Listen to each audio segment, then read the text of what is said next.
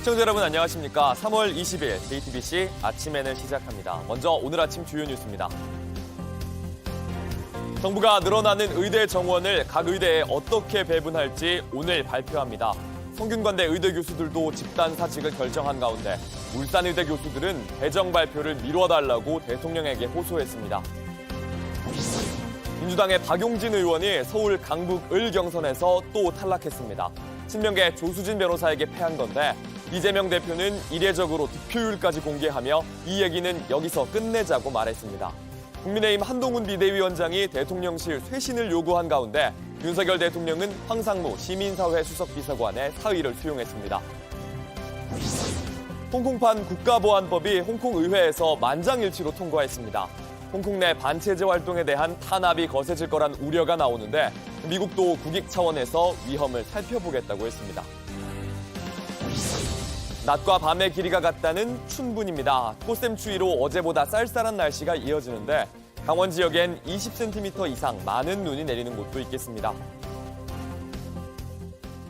2,000명 늘어나는 의대생이 어느 의대에 몇 명이 될지 정부가 오늘 발표합니다. 하지만 여전히 의료계는 강하게 맞서고 있습니다. 울산의대 교수들은 대통령을 향해 배정 발표를 미뤄달라고 호소했고 성균관대 의대 교수들도 사직을 의결하면서 빅5 병원의 집단 사직이 현실이 되고 있습니다. 윤세민아 기자입니다. 의대 정원 2,000명 증원을 추진해온 정부가 오늘 각 의대별로 정원을 배분해 발표합니다. 한덕수 국무총리가 대국민 담화를 통해 의대 증원 필요성을 설명하고 이어 이주호 부총리 겸 교육부 장관이 대학별 배정 결과를 공개할 걸로 알려졌습니다. 대학별 정원이 발표되면 정부의 2,000명 증원 계획이 사실상 확정됩니다. 발표가 임박하자 이른바 빅5 병원과 연계된 의대 교수들은 각각 압박과 호소 방식으로 정부에 대응했습니다. 성균관대 의대교수 비상대책위원회가 어제 저녁 소속 교수들의 사직서를 취합해 제출하기로 결정하면서 빅5와 연계된 의대 교수들이 모두 집단 사직에 동참하게 됐습니다. 울산의대 교수협의회 비대위는 윤석열 대통령 앞으로 호소문을 냈습니다. 의대 정원 배정은 대화의 장부터 마련한 후로 미뤄달라며 의사들이 환자들 곁으로 돌아갈 수 있게 대통령이 물꼬를 터달라고 했습니다. 대정부 투쟁을 예고한 대한의사협회는 압박 수위를 높였습니다. 의대별 정원이 확정 발표된다면 이는 사실상 돌아올 수 없는 강을 건너는 것과 동시에 돌아갈 수 있는 마지막 다리마저 끊어버리는 파국적 결과를 초래하게 될 것입니다. 이런 가운데 의대생들은 학교 측이 동맹 휴학을 받아들이지 않자 현역으로 군에 입대하는 군 휴학 신청을 예고했습니다. JTBC 윤세민입니다. 더불어민주당의 서울 강북 을 경선에서 비명계 박용진 의원이 결국 친명계의 지원을 받은 조수진 변호사에게 패했습니다. 두 번의 경선, 두 번째 비명 행사 이런 말이 나오는데요. 이재명 대표는 이례적으로 후보별 경선 득표율을 공개하면서 압도적 차이로 결정됐으니 이 얘기는 끝내자고 했습니다. 박유미 기자입니다. 어제 오후 경기 성남시 지원 유세에 나선 이재명 대표, 박용진 의원과 조수진 변호사가 맞붙은 서울 강북을 경선 득표율을 직접 공개했습니다. 강북을 선거 결과 궁금하죠? 가산 감산 없이 해당 지역의 권리당원들은 53%인가가 투표를 했는데 조수진 후보가 훨씬 많이 이겼다고 합니다. 가산 감산 없이 압도적인 차이로 후보가 결정됐으니 이제 이 얘기는 여기서 끝냅시다. 전국 권리당원 70%와 강북을 권리당원 30%를 합산하는데 이 대표는 휴대전화를 보면서 각 후보별 득표율과 합산 득표율까지 일일이 알렸습니다. 하위 10% 평가를 받은 박 의원은 30%가 깎이고 여성 신인 가점을 받는 조 변호사는 25%를 더 받았습니다. 가감산 없이도 승자가 다르지 않으니 문제 삼지 말라는 겁니다. 통상 경선 득표율은 공개되지 않는데 당대표가 나서 직접 밝힌 건 이례적입니다. 이른바 비명 행사를 2번 당한 셈인 박 의원은 소셜미디어에 몰래카메라가 아닐까 생각한 적이 있다며 우리 정치사에 다시는 없어야 할 일들에 대한 경계석이 되기 바란다고 썼습니다. 어젯밤 열린 민주당 최고위원회에선 전남, 해남 완도 진도 지역 공천을 받은 박지원 전 국가정보원장의 발언이 도마에 올랐습니다. 그러니까 저희하고 조국혁신당하고 거의 정세 인식이나 똑같은 것 같아서요. 나중에 저희 명예당원으로 좀 괜찮으신가요? 모셔야 되지 않을까. 저한테 명예당원 좋습니다. 그런다고 민주당에서 제 공천 어제 공천장 받았는데 취소하겠어요? 최고위원들 사이에선 매우 부적절하다는 의견이 모아졌는데 박 후보에게 어떤 조치를 취할지엔 결론을 내리진 못했습니다. 한편 민주당은 경선 부정 의혹으로 검찰 수사를 받고 있는 광주 북구갑 정준호 후보에 대해 후보 자격을 유지하기로 했습니다. JTBC 박유미입니다. 현재 산불 재난 국가위기경보 주의가 발령돼 있는데요. 밤사이 전국 곳곳에서 산불이 났습니다. 산림청은 오늘 새벽 1시 20분쯤 경남 양산시 원동면의 산 정상 부근에서 불이 나 차량 15대, 인력 130명을 긴급 투입해 진화했다고 밝혔습니다. 어제 저녁 7시쯤엔 전남 강진군의 수암산에서 불이 났다가 50여 분 만에 꺼졌습니다. 산림당국은 근처 민가에서 쓰레기를 태우다 불이 옮겨 붙은 것으로 추정된다며 불법 소각 행위를 하지 말라고 당부했습니다. 홍콩판 국가보안법이 만장일치로 홍콩 의회를 통과했습니다. 외국 세력과 결탁한 반역이나 내란죄에 종신형까지 선고할 수가 있는데 반체제 활동이 탄압돼 홍콩이 더 중국화되는 건 아닌지 우려가 큽니다. 미국 국무부도 국익에 미칠 영향을 검토 중이라고 밝혔습니다. 로스앤젤레스 홍지은 특파원입니다. 지난 8일 제출된 법안은 초고속으로 입법화돼 오는 23일부터 효력이 발생합니다. 係香港特區共同譜寫光榮歷史嘅驕傲時刻，維護國家安全條例三讀通過，國家安全得到有效保障。 홍콩판 국가보안법은 국가 분열, 테러 등 39가지 안보 범죄와 이에 대한 처벌을 담고 있습니다. 외국 세력과 결탁한 반역이나 내란죄에 최대 종신형, 국가 안보를 위태롭게 할 목적의 행위 등에 대해 최대 20년형이 선고됩니다. 법 통과에 따라 홍콩 내 반체제 활동에 대한 탄압이 더 가혹해지고 홍콩 시민의 자유도 억압받을 것이란 우려가 나옵니다.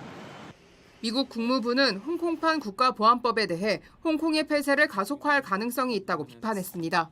So we're analyzing this legislation and we are taking a look at what the potential risk could be to not just U.S. citizens but other American interests that we might have. 미국은 1992년 제정한 홍콩 정책법을 통해 관세, 비자 발급 등에서 홍콩을 중국 본토와 다르게 대우해왔습니다. 하지만 중국이 홍콩의 국가보안법을 실시하자 도널드 트럼프 전 대통령은 2020년 행정명령을 통해 홍콩의 특별 지위를 철회했습니다. 조 바이든 대통령도 이 행정명령을 계속 연장하고 있습니다. 로스앤젤레스에서 JTBC 홍지은입니다. 아시안컵에서 주장 손흥민 선수와 충돌해 비판을 받았던 이강인 선수가 어제 입국했습니다. 곧바로 대표팀에 합류한 이강인은 오늘 대표팀 훈련 직전 팬들을 향해 다시 한번 사과 메시지를 낼 계획입니다. 주장 손흥민도 함께 기자회견에 나설 걸로 보여 두 선수에게 관심이 모이고 있습니다. 내일 태국과의 월드컵 예선전을 앞둔 황선홍 감독은 분위기를 수습하고 팀 승리도 이끌어야 하는 과제를 안고 있습니다. 온라인에서 화제가 된 뉴스, 화제가 될 뉴스를 골라 전해드립니다. 아침엔 소셜픽입니다. 지난 18일이죠. 윤석열 대통령이 물가 현장을 점검하면서 대파 한 단을 들어 올렸습니다.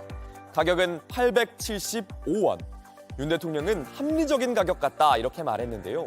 최근 대파 한 단의 가격이 보통 3,000원에서 4,000원 정도여서 대체 어디서 살 수 있는 거냐 이런 반응이 많았습니다. 한 유통업계 관계자는 모든 정부 지원금과 할인 여력을 대파에 영끌하면 가능하다 이렇게 말하기도 했는데요. 그런데 875원만큼 싼 가격이 온라인엔 있었습니다. 최근 중국 이커머스 업체 알리익스프레스가 한국에 진출하면서 내놓은 초저가 상품입니다. 국내산 딸기가 750g이 1,000원, 세척고구마 3kg도 1,000원입니다. 한시적인 할인이긴 하지만 깜짝 놀랄 만한 가격에 매진까지 10초밖에 안 걸렸다고 하네요. 공산품만 파는 줄 알았던 알리가 신선식품까지 최저가 경쟁에 나선 겁니다. 여기에 국내 점유율 1위인 쿠팡도 과일 900톤을 사들여 할인을 진행할 예정이라는데요. 대파든 딸기든 요즘 장바구니 물가 깜짝 세일만으로 안정될 수 있을까요? 최근 온라인에서 차량에서 라면 국물을 스스럼 없이 버리는 영상이 화제가 됐습니다. 앞서가던 차량의 창문에 손이 불쑥 튀어나오더니 뭔가를 바깥으로 버리는 모습이 포착됐습니다. 자세히 보죠. 컵라면 국물입니다. 고등학생이었다는 사실이 함께 알려지면서 가정교육을 어떻게 한 거냐 이런 비판이 많았는데요. 그런데 이런 쓰레기 투척을 영국에선 인공지능으로 해결하고 있다고 합니다. 차에서 버려지는 음료수 캔이나 아주 작은 담배꽁초 같은 것도 카메라가 잡아냅니다. 영국 러프버로에서는 이 기술이 적용된 카메라를 12주 동안 도로에 시험적으로 설치했는데 뭘 버렸는지 언제 버렸는지도 파악하고 번호판도 자동으로 인식합니다. BBC에 따르면요, 쓰레기 투척이 37%나 줄었고 28건의 벌금이 부과됐다고 합니다. 앞으로 이 기술이 자리 잡는다면 함부로 쓰레기 버릴 수 없을 것 같습니다.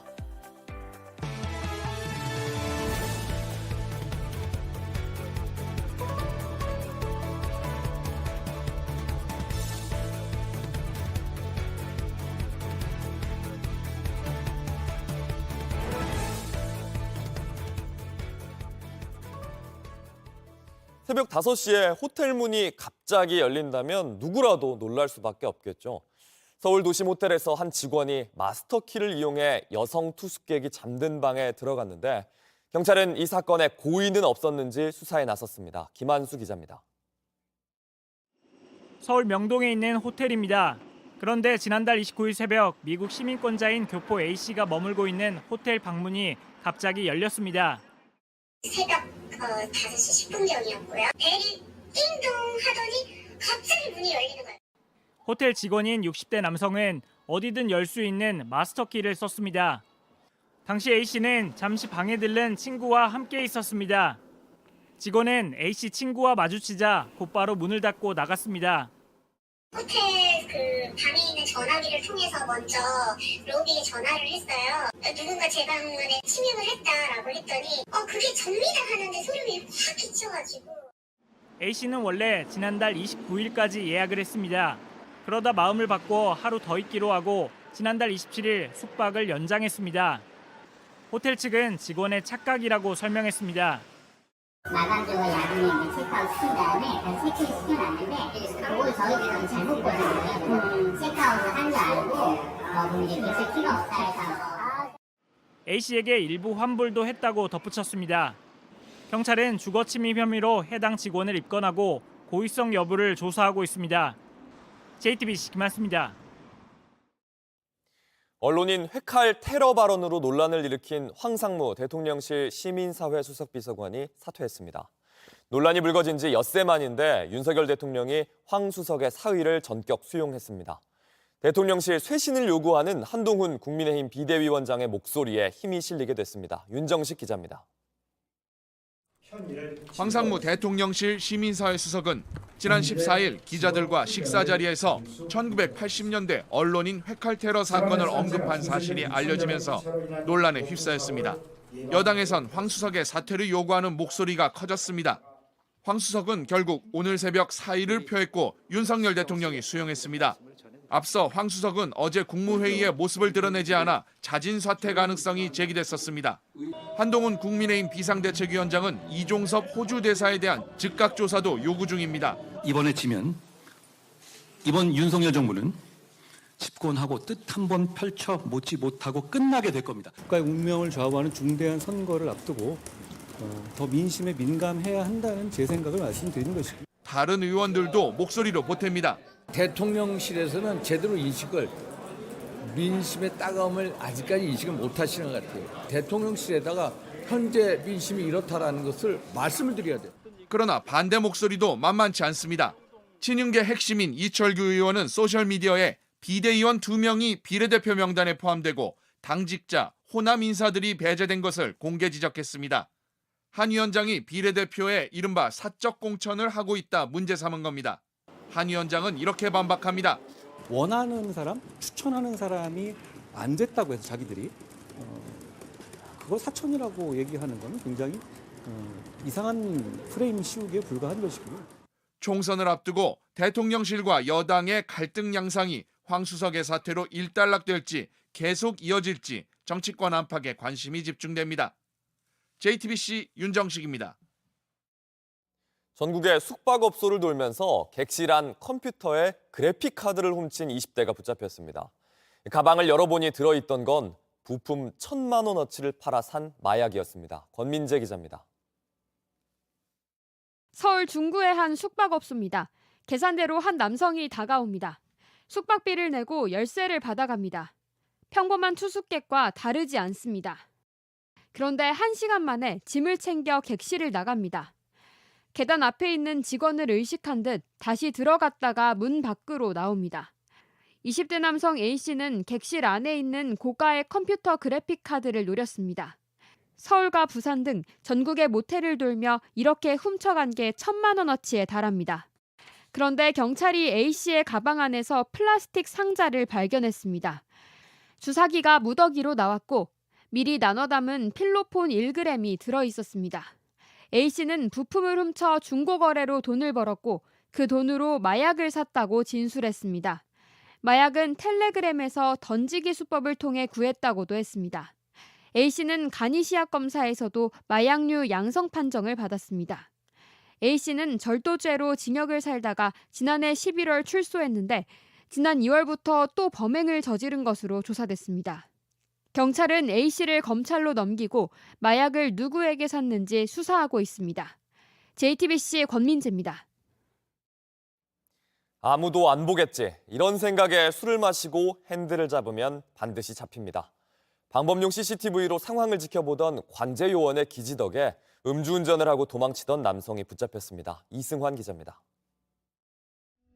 가게에서 나오는 남성. 주춤주춤 걷는 것만 봐도 꽤 취한 모습입니다. 이 모습을 지켜보는 사람이 있었습니다. 동선을 따라갔죠. 아, 대리를 부를 수도 있겠다. 그러면서 이걸 모르는 남성은 차 주변에서 서성거리더니 기어코 차를 몰기 시작합니다. 차량 번호, 차량 색깔, 차종 메모해놨죠. 출발하길래 바로 신고한 거죠. 자세한 정보가 있어 출동한 경찰은 금방 문제의 차를 발견했습니다. 보니까 바로 순찰차 앞에 그 차량이 있는 거예요. 그래서 아, 그 차가 맞다. 그랬더니 바로 추격이 들어간 거죠. 정차 명령도 무시하고 달리다 근처 아파트 단지 안으로 쏙 들어갑니다. 추격을 피하려 빙빙 돌지만 곧 막다른 길에 다다릅니다. 차에서 내린 남성, 일단 뛰는데 얼마 못 갔습니다. 왜 도망가요? 붙잡힌 남성의 혈중 알코올 농도는 면허 취소 수준 만취 상태였습니다. 기분이 너무 좋았고 큰 사고가 없이 검거가 돼서 참 다행이다. 우리 관제요원들이 촉이 너무 좋아요. 정말로. 정말 경찰관 못지않다. 이 일로 감사장을 받은 관제요원, 앞으로도 좋은 촉으로 시민들의 안전을 지키겠다고 했습니다. JTBC 이승환입니다. 날씨입니다. 오늘은 낮과 밤의 길이가 같단 절기상 춘분입니다. 꽃샘추위로 쌀쌀한 날씨가 예상되는데요. 강원 산지에는 대설주의보가 내려졌습니다. 특히 강원 산지는 1에서 5cm의 눈이 내리겠고 많은 곳은 20cm 이상 눈이 쌓이겠습니다. 낮 최고 기온은 서울이 9도, 대구가 10도 등 전국이 6도에서 13도로 어제보다 낮아 다소 춥겠습니다. 서해안과 남해안, 경북 동해안에는 바람이 강하게 불겠고 영남 지방엔 건조한 날씨가 이어집니다. JTBC 아침엔을 마칩니다. 내일도 7시 반에 아침을 열겠습니다. 시청해주셔서 감사합니다.